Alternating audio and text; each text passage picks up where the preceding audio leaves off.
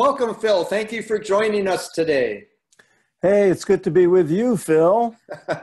Double Phil. Yes. Allow me to introduce you.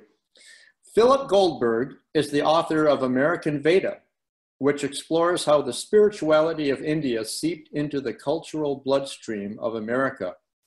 He co-hosts a spiritually themed podcast, leads American Veda tours to India, and blogs regularly for popular media sites.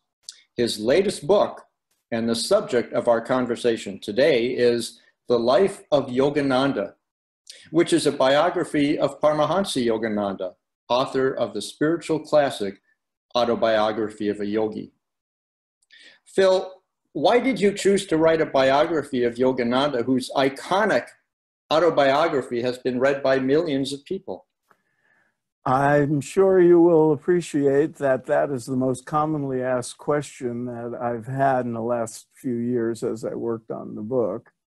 And the answer is, there's an awful lot about Yogananda's life that is not in his iconic memoir. And especially his life after he left India and came to America, where he would spend just about the rest of his life. I did a page count of the Autobiography of a Yogi, and it turns out that less than 10% of the book is about his years in America. And there are portions of those years that he summarizes in a sentence or two that in fact lasted 4 or 5 years. So there was an awful lot that people don't know about Yogananda if all they've ever read is the Autobiography of a Yogi. And I wanted to fill the gaps. What do you see as Yogananda's place in the overall spiritual history of the Western world? It's immense, actually. You know, when I first read Autobiography of a Yogi, at the risk of giving away my age, it was 1970. And it had a big impact on me and a big impact on my whole cohort of young spiritual seekers that were just then discovering Indian philosophy and the practices that come from the yogic repertoire, like meditation. The Beatles had just gone to India, and not long before that, and the whole interest exploded. And the Autobiography of a Yogi was probably the most borrowed and most often ripped off book among that cohort of youngsters doing all that spiritual exploring. Falling in love with India, falling in love with practices like meditation, and with gurus like Yogananda. He was, of course, long gone by then, but the autobiography was a big deal, and it, launched millions of spiritual paths. And like in cases like mine had already been launched, but it was then deeply informed and accelerated by reading Autobiography of a Yogi. I would say he was called by the LA Times the 20th century's first superstar guru. And that's an apt description. The spiritual giant we know as Swami Vivekananda had preceded Yogananda by some 25 or 30 years. And he had a big impact. But then came Yogananda in 1920 to the West, and he stayed. He made Los Angeles his home and headquarters and spent virtually all of the next 32 years of his life here, and had hundreds of thousands of students, even more readers once Autobiography of a Yogi took off.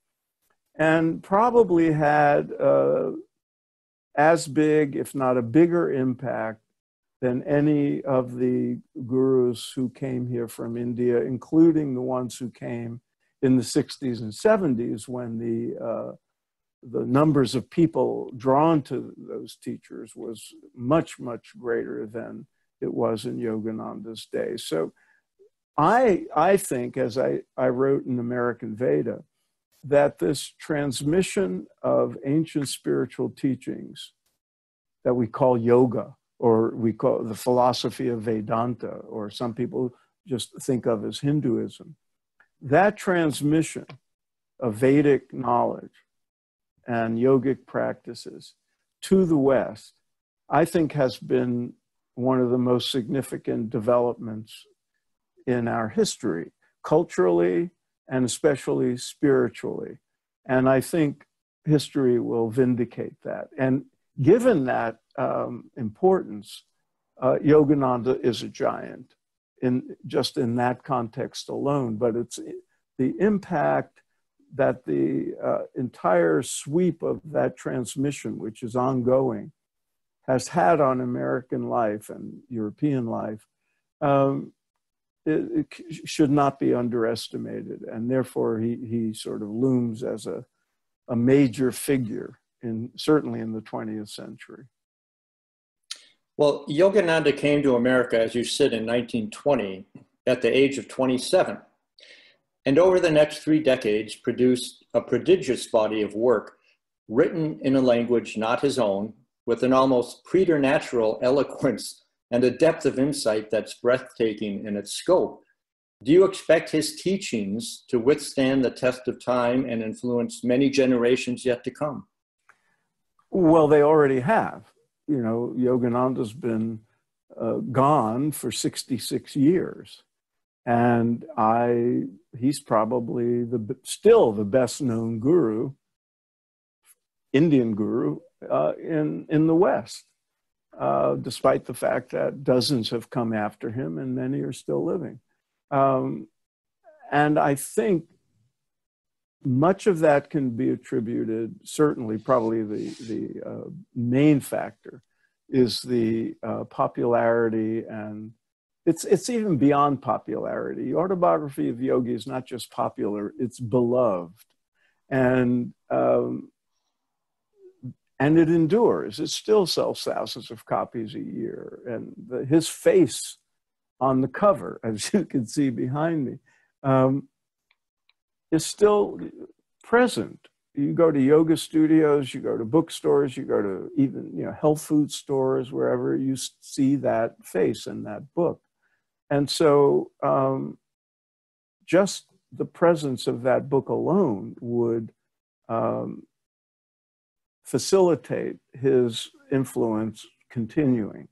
In addition, he had established a spiritual organization, Self-Realization Fellowship, as it came to be called, and with sufficient safeguards for its future, financially, organizationally, administratively, so that it continues, and it continues to grow. There are hundreds of centers in the world teaching in Yogananda's name, far, far more than existed in his lifetime, partly because of the book and the outreach of his emissaries.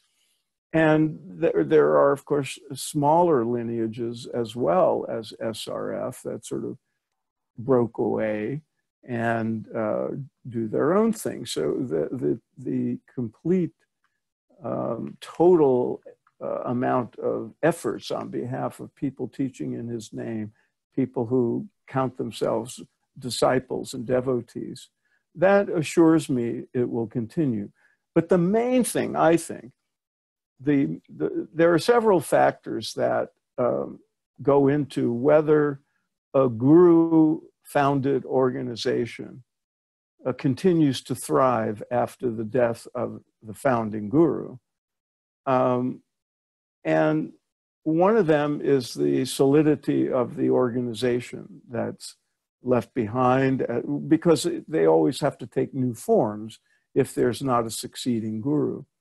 And so the quality of the teachers and representatives that follow, but also the efficacy of the methods that are taught and the reasonableness of the knowledge base that they leave behind. In Yogananda's case, it's not just the autobiography of a yogi. There are hundreds of thousands of pages of his written work. There are CDs of his spoken word that managed toward the end of his life. Recording equipment had entered, the technology of the era, and so his voice was recorded, and they have been digitally mastered, and those exist. So the legacy can continue in, the large numbers of books, the ongoing magazines and online presence that continue in his name through the different lineages. But the techniques have value. And it seems to me very important that the teachers whose work continues after their death, it's no longer just their charisma, and it's no longer just how much they know, but the methods, the meditation practices, the yogic disciplines that continue to be taught in their name. If they work, if they transform people's lives, if they have value in people's lives, then the teachings have legs, as they say. They will endure. And I think that's certainly the case with Yogananda. You mentioned SRF, Self-Realization Fellowship, which has countless members, including me, in dozens of countries around the world. When most gurus leave this world, as you mentioned, their popularity soon fades, but for the reasons you just stated, SRF continues to grow exponentially. How important do you view Yogananda's legacy in terms of his effect on the spiritual advancement of people, not only in the US, but throughout the world? I can only go by what people who study his teachings, people who acquire the practices he taught, Kriya Yoga practices, in their lives have told me. And I should clarify, as the writer of a biography of Yogananda, that I am not a disciple. I never became a formal student of Yogananda's. There are many, many people, of course, who sign up for the programs that are offered as a sort of introductory level, and then many go on to take initiation and become formal disciples. I never did any of that. I'm very familiar with the methods and the teachings because of, I did my homework as a researcher, but I never became a student, never became a disciple. I had my own path even when I discovered Yogananda. But what I've learned in my research and my interviews and my casual conversations with people, his teachings change people's lives for the better. They did in the 20s, they did in the 30s when he was here and gathering his early students, and they continue to this day. They are traditional methods of raising consciousness, of moving people more quickly into the deeper spaces within themselves, to have the experience of the divine and the yogic oneness within themselves. And the validity of those teachings and their power to change lives for the better seems to me irrefutable. There's just so many people who vouch for that. And so, you know, he's not obviously not the only guru who left behind wonderful methods and transformative practices. And that's why I think the transmission of these methods and teachings as a whole have had such a huge impact, because if you multiply the numbers of people Yogananda has reached by the people who were students and practitioners of other gurus and other methods, that's a huge number of people whose lives have been changed. And he was a leading figure in that, not only because of the disciples who knew him, and the ones who came after his death and became disciples, and not only because of the many, many thousands of people who were not disciples, but just casual students or formal students, but not disciples. Not just because of them, but because he was such an important catalyst in many other people finding their way to other gurus, other teachings. I've met many, many of those. They read Autobiography of a Yogi, they started to search, and for whatever reason or another, they were drawn to Guru so-and-so, or to this spiritual organization or that lineage. And Yogananda was the catalyst for getting them on the path, even if they did not become a formal student of his. And so when you factor in all those things, I have to consider his legacy to be immensely important in the evolution of consciousness in, you know, the last 50, 60 years especially.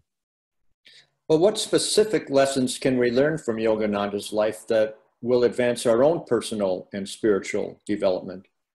Well, starting with the sort of core teachings of what we think of as the spirituality of India, the philosophy of Vedanta, the tantric teachings, the yoga philosophy of classical yoga. Those are all in his works, and the practices taught in his lineage of Kriya Yoga. So partaking of those would be the primary lesson one can learn from Yogananda. That's what he would want everybody to come away with in thinking about his life, reading about his life. It's, you must apply these teachings. That said, one of the things I realized after writing about his life, and I should say that I made the deliberate choice in writing the book to tell the human story of Yogananda, from birth to death, as they say. And I wanted to focus on Yogananda, the person, the events in his life, the decisions he made, the family he came from, the background he had, the events of his life when he came to the West, to fill in those details, the choices that he had to make, the challenges he had to endure, and it wasn't all easy or pretty. And I found that to be a very important thing. I wanted to emphasize the human life as opposed to what might be called an intellectual or philosophical biography of that would focus on his teaching, because I felt, you know, there's thousands and thousands of pages of Yogananda's own writings. Why should I spend too much time conveying what people are better off reading directly from him instead of, you know, with me being an interpreter? Now, of course, you can't tell a story of a great spiritual teacher without going into what his teachings were, but I tried to keep that to a minimum and focus on the human story.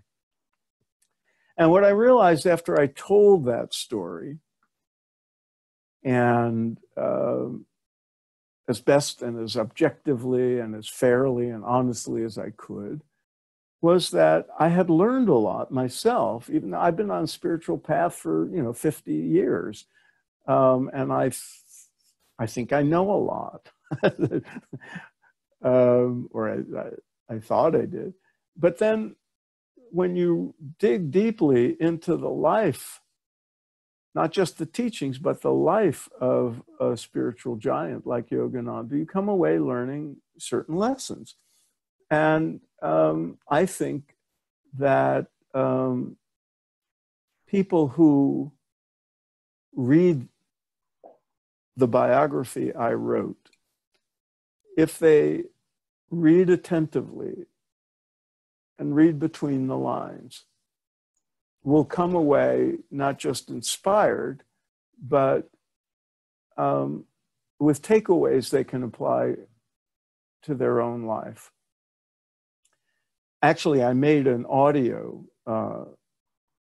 of 20-minute audio of life lessons from Yogananda that are being offered for people who pre-order the book. And they can, if you don't mind a plug, people can go to my website and find that. And I felt that was a good aid for people to help them read between the lines. And among other things, what you find in Yogananda's life is somebody who wanted from the earliest age, he knew what his life was about. And he knew he was destined to be a renunciate, to renounce the world of marriage and family and career and all those things, and be a monk. Of course, his family fought that every step of the way until it was clear there was no fighting it. That insight into who he was at an extremely early age is inspiring for anybody who, regardless of how old they are at the time, has a deep insight into what their, to use the Sanskrit term, what their dharma, their svadharma, their personal sort of path in life that's the right way for them to live. I found it very inspiring the way he was unyielding about that, because he just knew so deeply. And his was an unconventional path. And that's true, I'm sure, of many, many people who read his autobiography or will read my book. Their path is perhaps unusual too and unconventional. And his persistence, the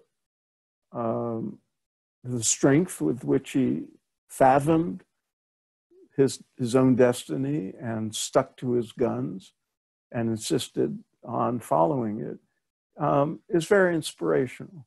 And I think something is an important takeaway. Related to that is there was a part of Yogananda that just wanted to be a sadhu, a wandering monk living in, a cave in the Himalayas or in an ashram along the Ganges, and having the secluded life of a classic Indian ascetic or renunciate. And there were times when things got really difficult in America that he just wanted to do that. You could see it in his letters and the things he's on record as having said. He was tempted to just cash it all in and go to India and give up his mission of bringing his teachings, his lineage teachings to the West. But when he was a young disciple of his guru, Sri Yukteswar, And he said, I want to be a sannyasi and I want to have that life. Sri Yukteswar said, no, no, no, no, no, no. You have a mission. You have a destiny. You're going to be a monk, but you're going to be a monk in the world with a big task in front of you. And that's what you're going to do. And he always came back to that, even at times when he was tempted to give up the mission and just go back to India. And that push and pull of, I want a quiet, secluded life. I want to devote myself to meditation. I just want to know God. I want to become enlightened. I'm going to go off to an ashram. I'm going to, move to a cabin in the woods. Many of us have such thoughts and that sort of pull. At the same time, we have duties and responsibilities, and it may not be our dharma to be isolated and reclusive.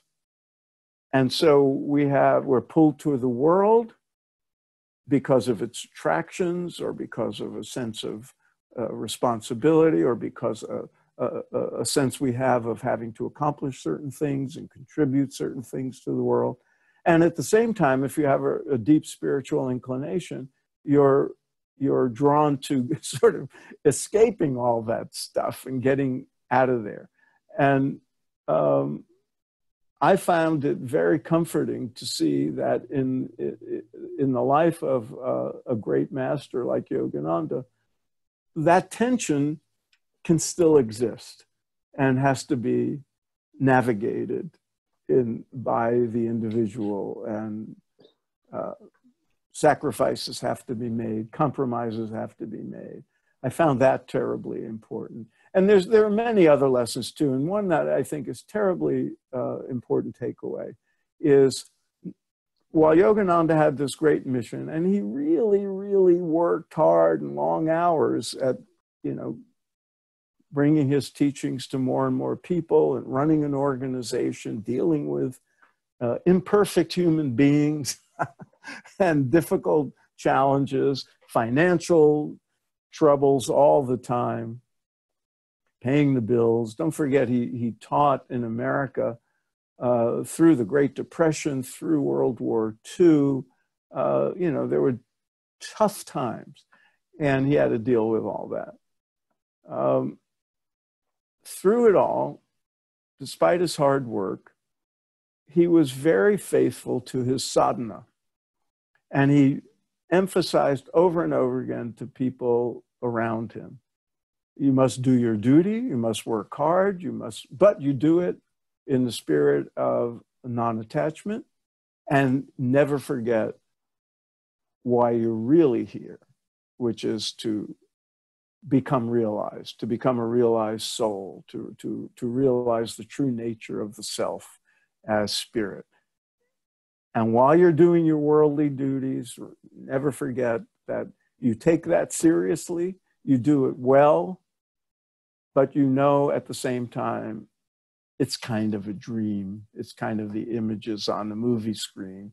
And your main job is to find your way to the light that projects those images on the screen. And so you do your sadhana, you do your daily meditation practices, and you do that faithfully, and then do your work. And that's a lesson that those of us who are spiritual practitioners and seekers need to learn over and over again.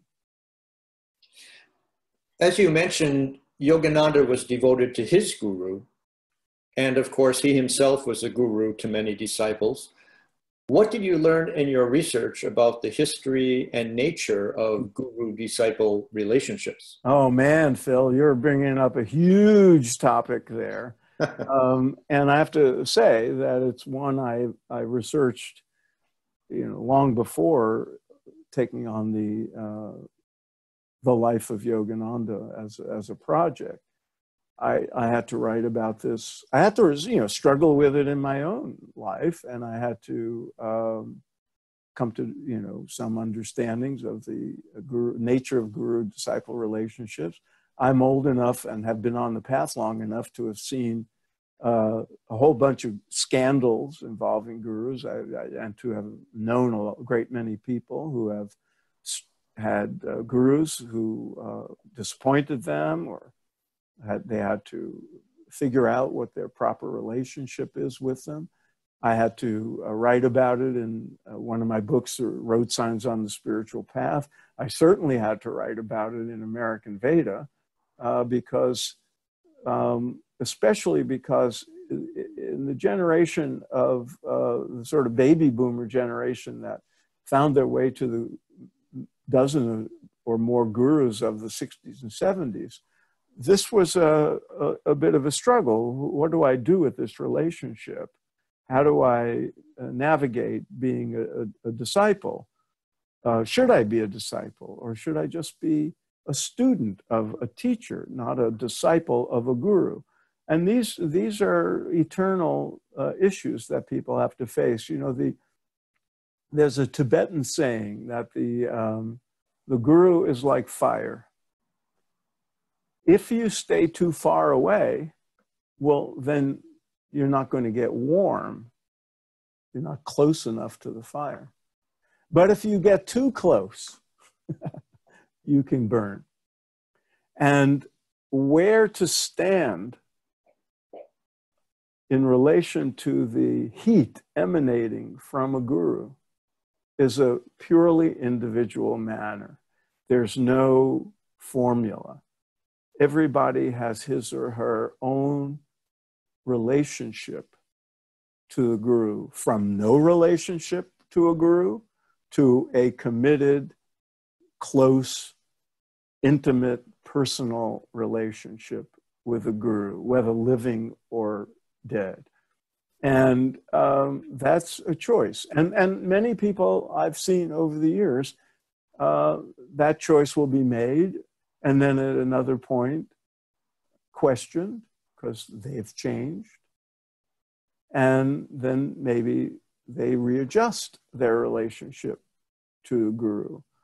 But when the match is a good one, as it was certainly with Yogananda and Sri Yukteswar, then the devotion and the surrender that a disciple makes to the guru is something really precious. And I know there's a lot of people who are very anti the guru-disciple relationship because so many people have been burned by imperfect gurus or charlatans and so forth.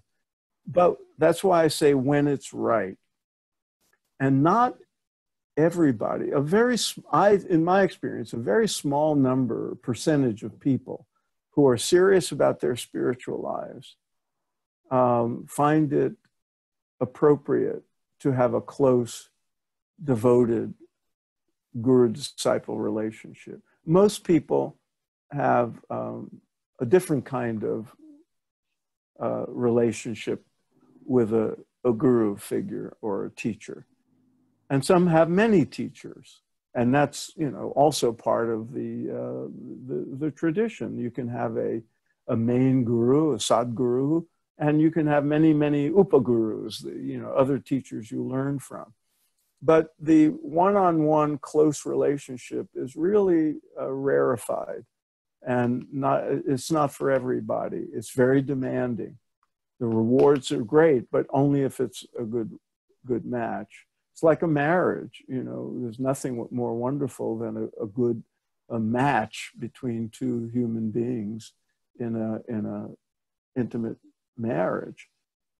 But a bad one is certainly not, you know, going to advance your spirituality. And so you have the choice of guru, the choice of whether to have a guru, and the choice of when one meets a guru, exactly what kind of relationship to have. Is it a student-teacher? Is it a mentor-mentee? Is it guru-disciple? Those are things that have to be discovered on one's own. Well, to what extent are the teachings Yogananda and others brought from India relevant to people who follow a Western religious tradition, or even to people who identify as you wrote in the Huffington Post, spiritual but not religious? That's a great question. And one of the things I am firmly convinced of when I said that I concluded after researching and writing American Veda that this transmission of teachings from India to the West is of great historic importance. And one of the reasons I came to that conclusion is there's a great number of people who have been influenced by the ideas and practices that we think of as Indian, that came from ancient India, who aren't even aware that they've been influenced by it. I sometimes give talks titled A Nation of Yogis. And I point out that if you look at the trends in American religion or spirituality over the last 50 years or so, you see in terms of people's attitudes, people's beliefs, the way people define themselves spiritually, the various parameters that social scientists assign to results of questionnaires and polls.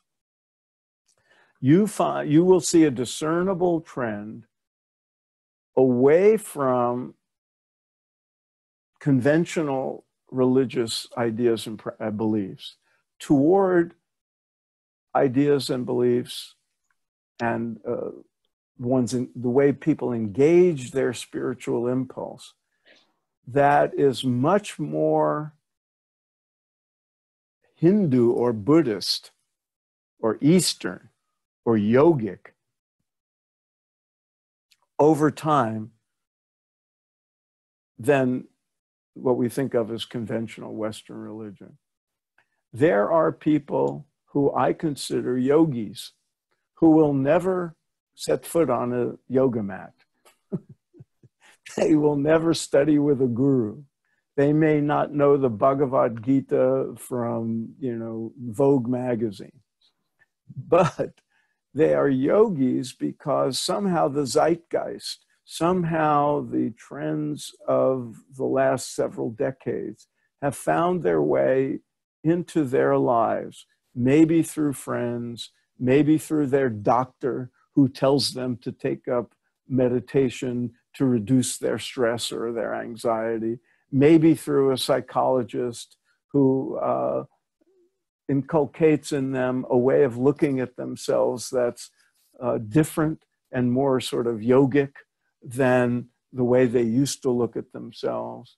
Maybe it's from reading Western writers who have been influenced, whether it's Emerson or Thoreau or Joseph Campbell or anybody who have been deeply influenced by the yogic teachings, but express those thoughts and ideas in their own disciplines, in their own language. People have been influenced by this 200-year-long transmission, of which Yogananda is such a leading figure. So people who identify as Christians or Jews, or I think increasingly Muslims, as more and more Islamic Americans assimilate and become part of the larger culture. And especially the people who call themselves spiritual but not religious, the ones in the polls that show that those who don't check any of the boxes, so they call them the nones, they check sort of none of the above when it comes to religious affiliation. Those are growing in numbers with every poll that comes out, especially among young people. Well, among those people, Christian, Jews, spiritual but not religious, nuns, if they have any spiritual inclination, as opposed to just being purely secular or purely atheistic or whatever, their spirituality is more likely to look like a yogic one, maybe a Buddhist one, than a conventional religious life. There are people who are dedicated Christians who identify now with the contemplative streak of Christianity that was buried for the longest time. And now there's contemplative Christianity going on all over the country, centering prayer, Christian meditation. Similarly, among Jews, the esoteric teachings, the mystical teachings have come out again after not being accessible. And there's Jewish meditation, and there's Jewish yoga classes in synagogues, yoga in churches. And Yogananda played a big role in that, because like all the other gurus, he never said these teachings are here for you if you become a Hindu. That sounds ludicrous. Gurus didn't do that. They said, here are these universal methods, these universal ideas and practices that can be understood as sort of scientific theorems. And you can reason about them, you can examine them, you can put them to the test. And we have these methods of yoga, meditation, breathing practices, et cetera, et cetera. And if you do those, your life will be better, and they will tend to validate the ideas, the philosophical premises. And so people put that to the test. And if they were atheists, they did it from that perspective. If they were Christians, they did it from that perspective, and so forth. They applied them to their lives. Yogananda, as we know, was such a huge fan of Jesus that Jesus is on the altar of all the places that teach in his name, along with his guru lineage and Krishna. And so there was never an antagonism toward the Western religions, and never any antagonism or sense of condescension toward people who were not religious or not spiritual, at least at the start. And so therefore, these practices have seeped their way into Western life, not just in the people who go to yoga classes or have a partake in forms of meditation and so forth that come from those lineages. It has permeated the culture much beyond that. And that's one of the reasons I think it's so important. So the long answer to your question, the bottom line is, yes, they have had a big impact beyond, on Western religion and Western tradition. Well, Yogananda's autobiography is filled with miracles and metaphysical wonders. Sure are. Yes. He later wrote, "The path to God is not a circus." Why did he take that position? Well, the whole issue of miracles and wonders, as I talk to people who love the autobiography of a yogi, there are sort of two types of people. One are the people who love the miracles and the stories of these yogis doing miraculous things, and others who love the autobiography despite those things. They don't care about that stuff. They don't even believe that stuff is real. But they love the autobiography anyway because of everything else in it. The human story, the portrait of India, the teachings, philosophical teachings, and so forth. And some people just can't get enough of the miracles. But Yogananda was squarely in the tradition of the Eastern sages, including Buddha, who would acknowledge that what we think of as supernormal powers, cities in the, to use the Sanskrit term,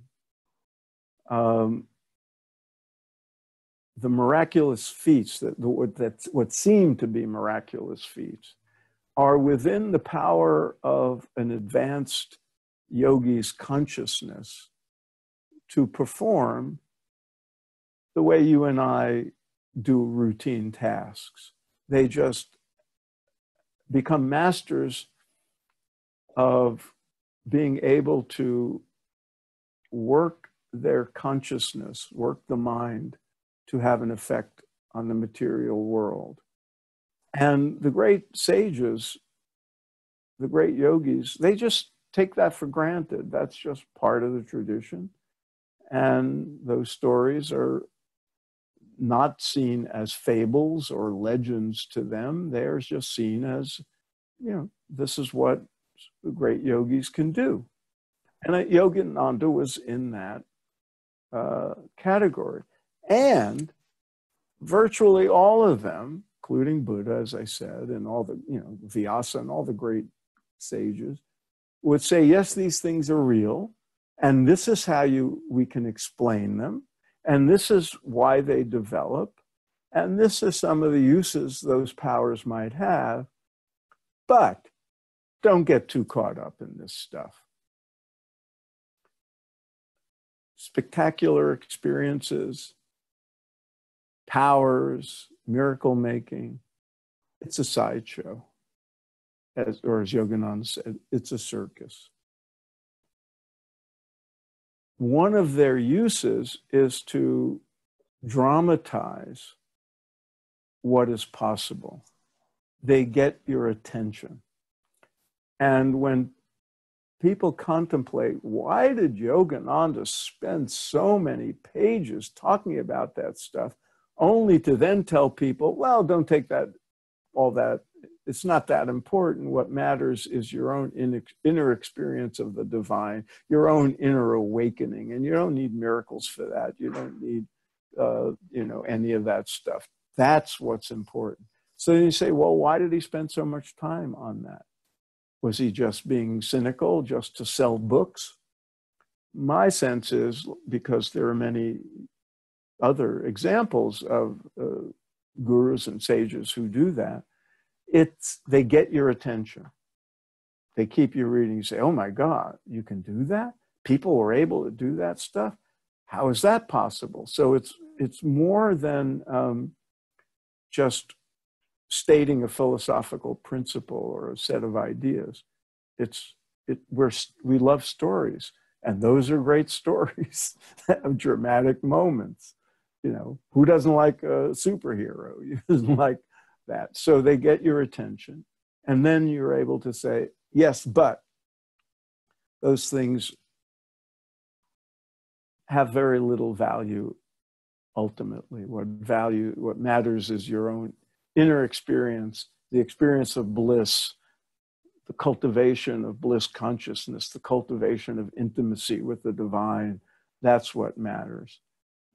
And don't go seeking powers. It'll just be a distraction. It'll just take you away from the really important things. But I showed you that so you know that the mind has that kind of power, that consciousness is not separate from the material world, and therefore when one has control and power of consciousness, one can do great things. And by great things, maybe in your case, that just means, you know, having a successful career, or being a great parent, or, you know, serving humanity. You don't have to do miracles, but you cultivate your consciousness to be able to do great things. Does that make sense? Did I answer the question? Very, very much so. Thank you. That's very clear. Now, Yogananda was a renunciate monk, but that way of life is rare, even though SRF does have an order of monastics. You already touched on this a bit, but can you elaborate about Yogananda's views on the relationship between spirituality and worldly desires and responsibilities? Yes. As I said, you know, he would rather have been one of the monks who lives quietly in an ashram or a cave, as you'll see throughout India. But his calling, his mission was to be an active monk in the world, and we all have benefited from the fact that he stuck it out and didn't turn his back on the mission that was given to him by his lineage of masters. He would say, and did say, that the monastic way is, as you said it, Phil, for only a few. Now, over the course of my own spiritual life, I have seen many people decide they're going to be monks or nuns. And very few of them last. I've seen people do it for a couple of weeks or for a few years or whatever. And then the impulse to mate and reproduce and to be, to enjoy the pleasures of the world becomes overwhelming and they leave. But those who stick it out, if it's right for them, then that's their path and it has its advantages. But the overwhelming majority of human beings are going to be householders. They're going to be in the world. And Yogananda, using a biblical term, would have always advocated to be in the world, but not of it, to be not attached to it, to be not dependent on the pleasures of the material world and the satisfactions of life in the world for your happiness, because those are always transient and impermanent and temporary. And so one cultivates the inner life, whether you're a householder or a monastic. The important thing is that inner development.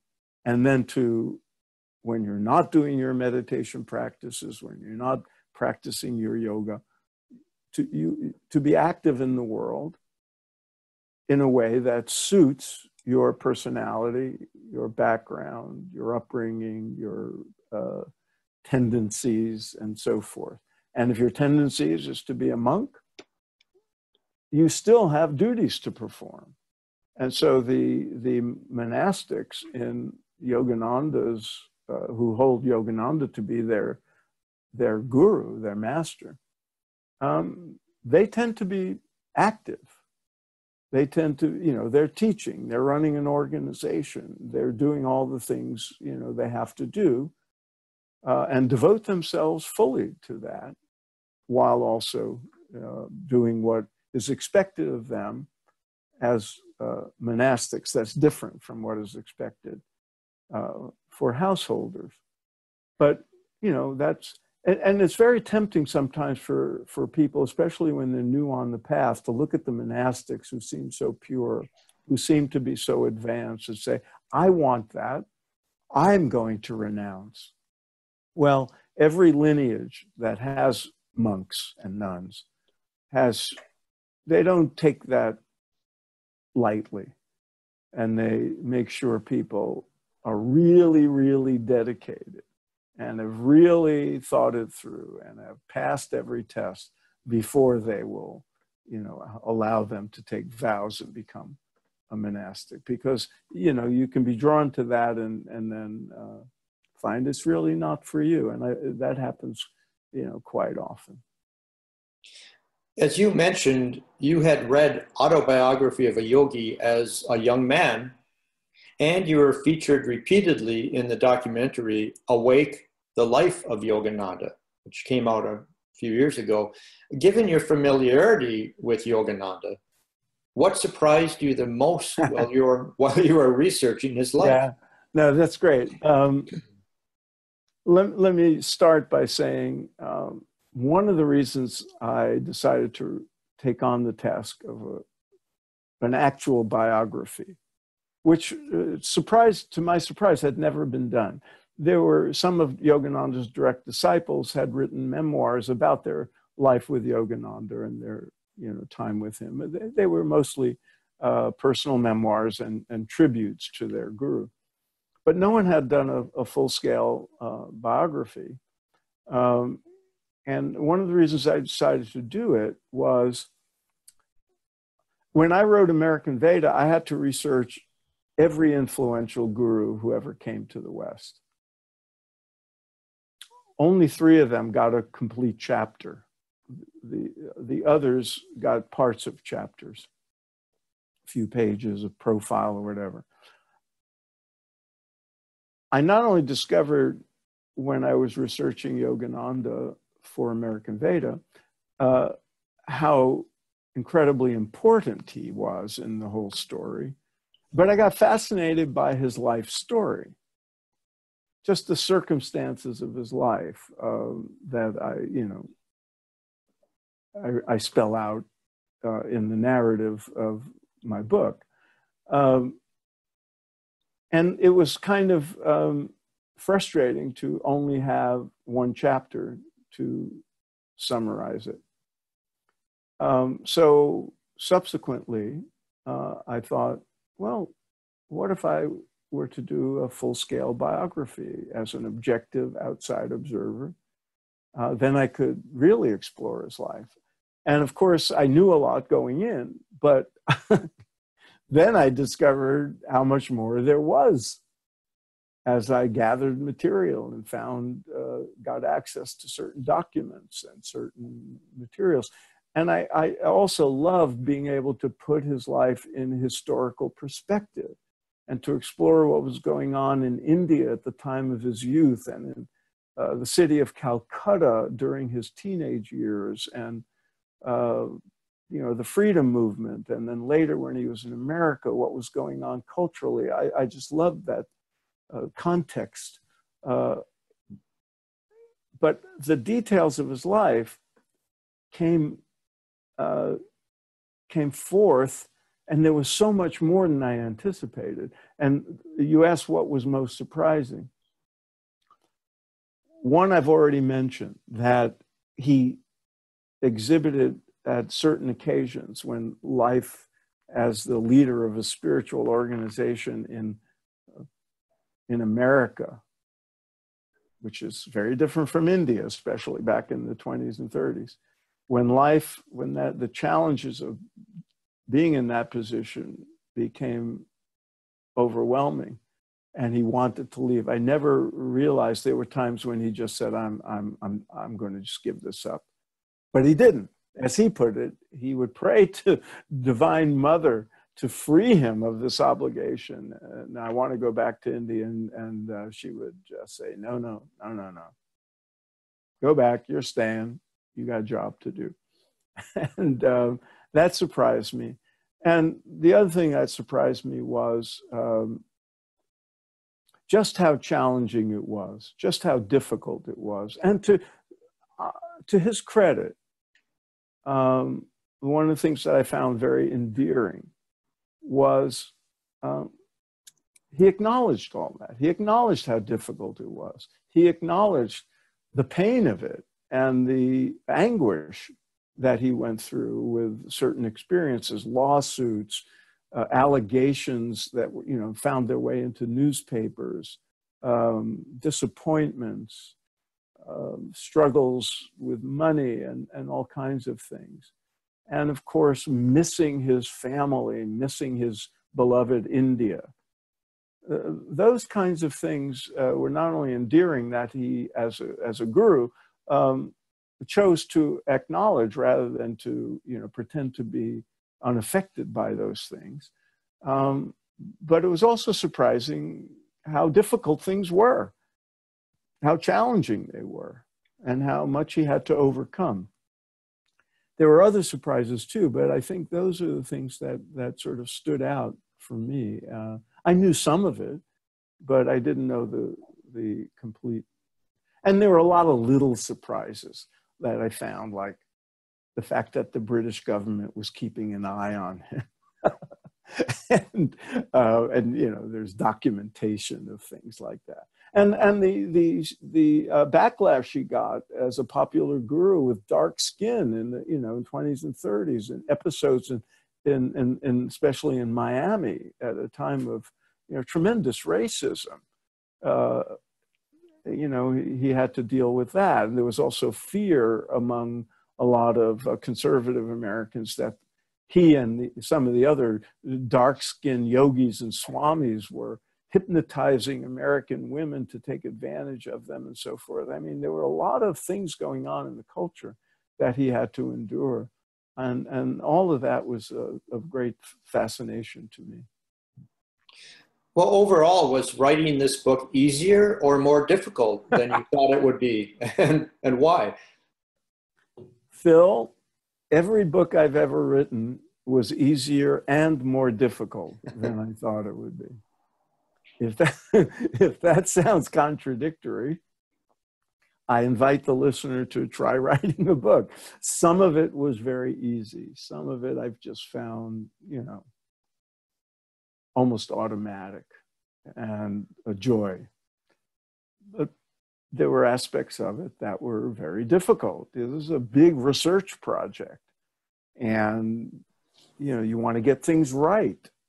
And so you find something and that leads you to something else, that leads you to something else. And then the challenges of sort of some of the hardest things about this book, and by hard, I don't mean, you know, that were great struggle, just the difficult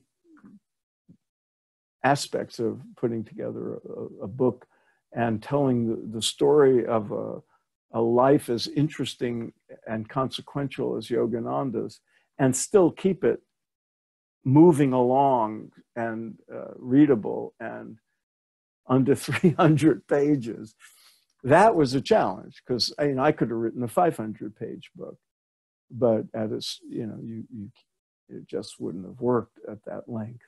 So making certain choices, the hardest things were what to leave out, how much space to give certain aspects of his life, how much detail to go into, would the reader be bored?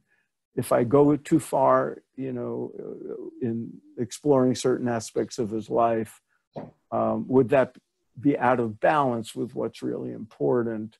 And, you know, those are the choices you make. And I'm sure there will be people who read the book who say, you should have said more about X, or you left out this, or you left out Y, and they'll be right. But one makes one's choices, and, you know, you want to satisfy the desire to write a nice, readable narrative, and at the same time try to be comprehensive. So, you know, those choices are not always easy, and, you know, I had to eliminate several thousand words from my first draft because it was just too long, and that was a bit painful at times. Well, thanks for turning the lights on, Phil. It was getting kind of dark on your end, but yeah, the sun went down. Yeah. The last question I have for you is, what do you hope readers will come away with after finishing the book? Well, first, I hope they will have had a enjoyable and fun-filled romp through, you know, 59 years of a very interesting and consequential life. I want them to have enjoyed the read. That's very important to me as a professional writer, that people take a certain delight in the narrative I tell. And I want them to have, well, let's put it this way. For those people who didn't know much about Yogananda, maybe never read the autobiography of a yogi, I want them to come away with the kind of respect and admiration for him that so many other people have, like me. And I want them to appreciate his contribution, which as we said, I think is immense.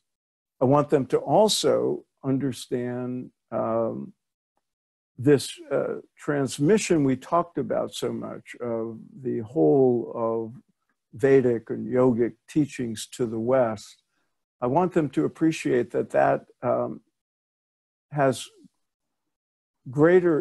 had greater impact and continues to than they may have realized. And you could see it through Yogananda's life, but it was not limited by any means to Yogananda's life. For those who are students of Yogananda, who have maybe read autobiography of a yogi several times, who consider themselves devotees, who consider him their gurus, I want them to come away, or I hope they come away, knowing more about him, about Yogananda the human being, than they did before. And I'm confident that they will, simply because, you know, there's material and information in the book that's not anywhere else. I hope they will also feel that I treated his life with the respect it deserves. And I hope that people appreciate that I tried to be honest, and I tried to be fair, and I tried to be objective, and at the same time, not conceal my respect and appreciation for Yogananda. And as I said earlier, I think there are a lot of takeaways from his life that can help people, regardless of where they are in their own spiritual path, even if they don't take spirituality very seriously, but we're just reading this book because they thought it'd be an interesting biography to read. I would hope they come away with lessons they can apply to better their own lives, whether they see it in spiritual terms or purely secular terms. We're all trying to be happier. We're all trying to be more fulfilled. And I think there are lessons to be learned from the life of any exceptional person. People, we read biographies, whether it's, you know, biography of Leonardo da Vinci or Einstein or a president or a king or a, you know, great historical figure, whoever it is, we read those things to be informed and inspired and presumably to derive lessons from that can help us in our own lives. And Yogananda, of course, having lived an exceptional life and having dedicated himself to spiritually uplifting the rest of us, there are particular lessons to be learned. And I talked about some of those before. And I would say, I'm confident, and I say this at the end of my introduction, that if Yogananda were alive now and someone said, hey, meet Phil Goldberg, he's writing your life story, that Yogananda, of course, would want me to be accurate. But I think more than anything, he would hope that the reader comes away from the book.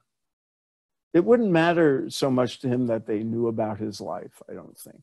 What would matter, I think, to him would be that they would find in the book ways to advance their own spiritual lives and make their own lives and make the world a better place. And I'm going to add something here that I should have said earlier when you asked what surprised me.